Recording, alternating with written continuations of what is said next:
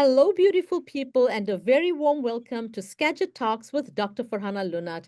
With me in the studio today, I have the pleasure of interviewing Pa Ousman Joof from the Washington West African Center.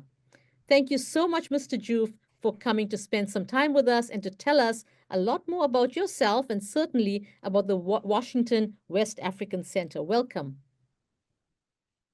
Thank you very much, Dr. Farhana, and your beautiful listeners all around the world. It's my pleasure to be here with you. Can you tell us a little bit more about yourself, Mr. Joof? Well, I am Pa Ousman Joof, the founder and executive director of the Washington West African Center from the smallest country in mainland Africa, which is the Gambia. I lived in the United States for about 20 years. And I established the Washington West African Center since 2017. I'm happily married and a father of three. Oh, that's wonderful. So, can you tell us a little bit more now about the mission and the vision of the Washington West African Center? Well, the mission of the Washington West African Center is to connect the West Africans in Washington state to resources and bridge the gap between us and the wider community. Quite simply put, we are the 211 and the 911 for the West African community, which is Washington state is home to over 20,000 West Africans who primarily are concentrated in Snohomish County, King County, Pierce County, and Clark County. And of course, based on my lived experience, is why I came up with the center to serve as a resource place, a safe haven for my community. It may interest your readers, and listeners to know that I live in the US for 20 years and only became a US citizen on September 7th of 2022. Out of 18 years, the first 18 years that I lived in the US, it was all struggles. I was incarcerated, arrested, and detained by ICE, incarcerated for 3 months, released on an order of supervision with a monitoring bracelet for 9 months. I went through all kinds of hell the past 18 years. And those culturally relevant services that I did not have at the time of my ordeal, is what I endeavor and envision to provide for my community with the support of my wonderful board of directors, staff, and volunteers. It started as an all volunteer organization in my living room in Everett, and with zero budget, to now where it is with over 14 staff and over 10 different structured programs and activities that we are providing for the West African community. And I'm very proud of these achievements. That is wonderful to know, Mr. Joof. And what really, so it seems like what inspired you to create the Washington West African Center was really your own experiences as a new immigrant in the United States. Yes, as an immigrant that has lived here for 20 years and struggled, 18 out of which were big struggles, trying to cultural differences, language barrier, lack of experience, lack of opportunities, being an undocumented person, were all things that just made it hard for me to have access. And quite frankly put, there were no resources or very limited resources, if there was any, I didn't know about it, that were culturally relevant to me and my community. And this is why I created it, to make sure that my community also have a voice sitting at the table and participating in so many different, things that are happening within the United States, but more so in Washington State. As I said, the 211 and the 911 for the community. Of course, it's my lived experience coupled with the community's needs based on needs assessment surveys we have carried out with the University of Washington back in 2021 and just recently, and of course, research studies that we have done, because data is very important and key, and there has not been any accurate data to support some of these things that I am talking about, or the programs we are providing with the university, for the West African community. Their input is very, much sought. They are the drivers of the programs and activities that we create. And every project we carry out actually is driven by the needs of the community, and they are culturally relevant. And so, can you tell us approximately how many West Africans we have in Washington State? I mentioned it earlier. I said Washington is home to about 20,000 West Africans. I would say this. A lot of folks can go online, look at census data, etc. It does not represent our community. That data is only those who actually were counted during the census. A lot of us are hesitant to provide our information to government entities, to a lot of institutions, just because of fear of being discriminated against. Fear of the public charge rule for when we apply for immigration benefits to adjust our status. And just hesitation, and because we don't want to be stigmatized. So you have quite a lot of people that come into the state that are not counted, that are not known. So, and that's why I said that, because somebody somewhere will sit there and do research and say, hey, this is what census data is saying. I am saying that census data is wrong, and does not represent our community. Okay. I mean, you did tell us some of the progress that you've made as an organization at Washington West African Center. Are there any other ways that you can say your organization has evolved since its inception? Because I know now you have like 14 staff, but are there other ways, perhaps ideologically, perhaps in terms of focus, that you've changed? Yes, indeed. The Washington West African Center has evolved drastically since its inception. As I said, as an all volunteer organization that started in my living room in Everett, to now an office space. When I just started WAWAC, I used to meet community members at the parking lot of grocery stores. Where I would be providing services, whether it was helping somebody apply for a job, where we would sit in my car because we did not have a safe space where we could actually call our home to provide services to our people in dignity, whether it is getting groceries for somebody and giving it to them, in the parking lot. Sometimes it felt like we were transacting drugs or doing something at these parking lots, which was not dignified at all. So that's why in 2020, when thanks to COVID, and the death of our brother George Floyd and the emergence of the Black Lives Matter movement, which led to us to have our first grant, and it catapulted, out of, all the things we are doing. The Community Foundation of Snohomish County gave us $75,000, which my board approved for me to use it to open this office space that we were using, to still provide volunteer services, wraparound services to the community. It is a safe space for our youth to come and have an after school program. A lot of parents are busy working 1, 2, 3 jobs and tied up, and are not able to teach their kids their culture and tradition, are not able to support their kids, with their homework, etc. Creating the new office space was able to enable us to start that after school program. And I'm happy to inform you and your listeners that now not only are we providing this after school program for the youth in Snohomish County, but we have one in King County out of Dimit Middle School as well. That's one program. A lot of us brought our grandmas here, our moms here, to stay with us, to support us, to, raise our kids according to our culture and tradition.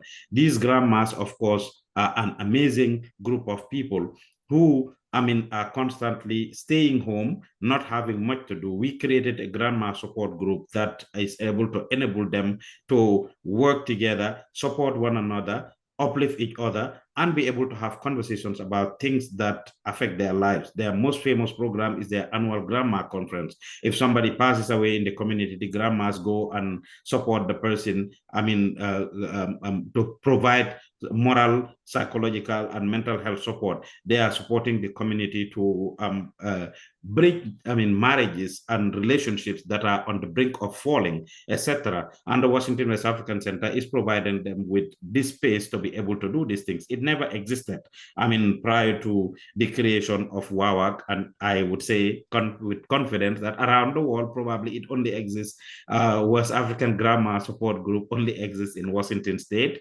I don't know of anywhere else it is, available. We are providing transportation services. Those same grandmas, when I started it, I used to use my personal family van, and I rent a cabana at my apartment complex in Everett, where I'll pick them up from their different homes and bring them to the cabana.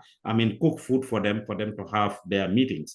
Now we have 2 vehicles that we are able to use to provide transportation for the kids, to provide transportation for the seniors, to provide transportation for other community members that are going different places. So instead of using my own personal vehicle, we now have vehicles that we can use to transport people to medical appointments, to interviews, at the immigration office in Takwila, to the detention centers, you name it, anywhere that our community members need transport with, proper arrangement, we are able to facilitate some of these logistics.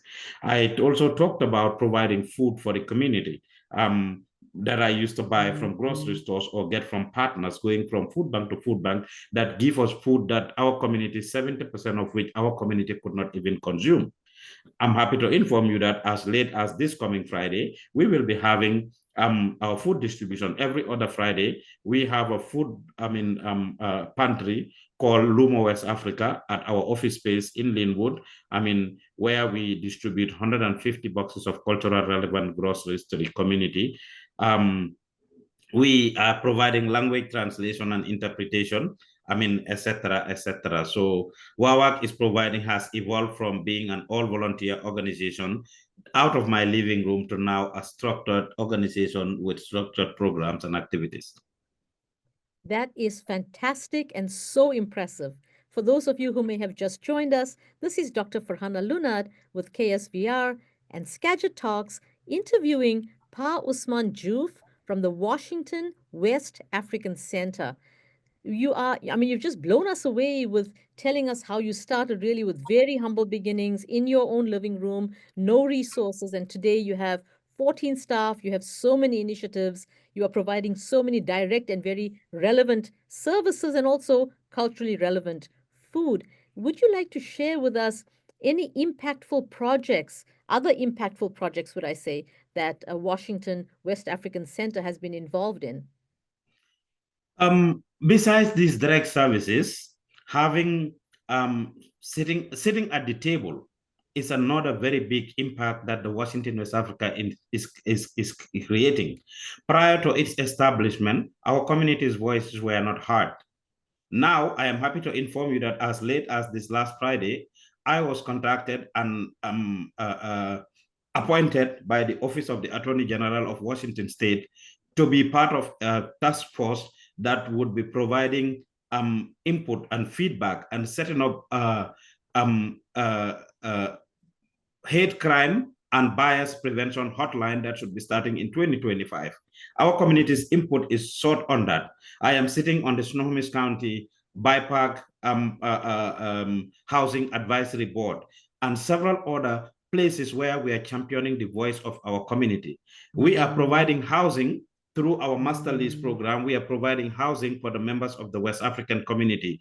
A lot of people came here. They are undocumented. They have fears. They are fear being stigmatized. They have language barriers. We are providing those people with wraparound services, from housing to food to ESL classes to language interpretation, etc., all of which are actually changing their lives, that they eventually become independent and are able to do things for themselves. The programs we are doing for the kids, for example, only if you know the impact that has on the families, giving parents a break and a respite, as well as on the other side, providing the kids with, connecting them with their culture, with their tradition, and that safe space where they can be with people that they look alike. If they were not at our office, any minute they spend at our office and our center is a minute of the street, and this is very important.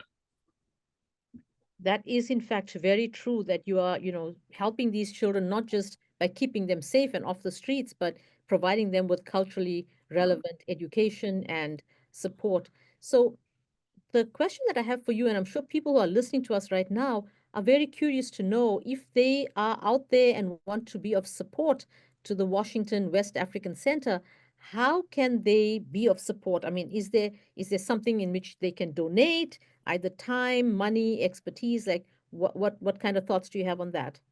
Yes, we are growing and growing very fast and rapidly, and we would take advantage of or make use of any and every support. We are constantly looking for volunteers. We have different volunteer opportunities for all the different programs and services, and we are open to supporting, anybody who is willing to support us along those lines. We also have, they can donate to us through our website, which is www.wawac.org. That is www.wawac.org. I mean, if they go on there on the top right corner, they'll see our donation button. They can click on it and donate. They can write a check and send it to our office in Linwood that we will be grateful for. They can send a check for us to our office in Linwood. They can just walk in there and drop it. And if they contact us as well through our phone numbers, 253 235 2132. 253-235-2132. We will be able to also facilitate other ways and means through which they can actually donate and support our projects and the center. Thank you so much for sharing that information. So, for those of you who may be taking that down, it's www.wawac.org, wawac.org. So, in the last minute that we have remaining, Mr. Joof, can you tell us a little bit about any of the challenges or barriers that you have faced in doing this work? Data collection is one of the key challenges that we have. As I mentioned earlier, our community members are hesitant to their personal information to be known. Having access to money, resources. I mean, a lot of the grants we have are government grants, which are restricted, which are reimbursement based, and they make it very challenging for, young BIPAC organizations, startup organizations like us to be able to thrive as an organization simply because of the challenges and the things associated with the monies. So, for example, we can receive $200,000 as a grant. Is as good as being on paper from the Department of Commerce or other government entities, whether it's local, city, county, or wherever, is as good as just being on paper. We have a lot of challenge to be able to implement our projects because we don't have the startup money to actually do that. These are some of the challenges. But money, having access to unrestricted money, donation of any type will help us greatly to be able to implement our organization's, missions and values. So, for our listeners out there, if you are tuning in, please support wawac.org. They are doing amazing work. And this is Dr. Farhana Loonat with Pa Ousman Joof from Washington, West African Center in the studio, wrapping up now for Skagit Talks.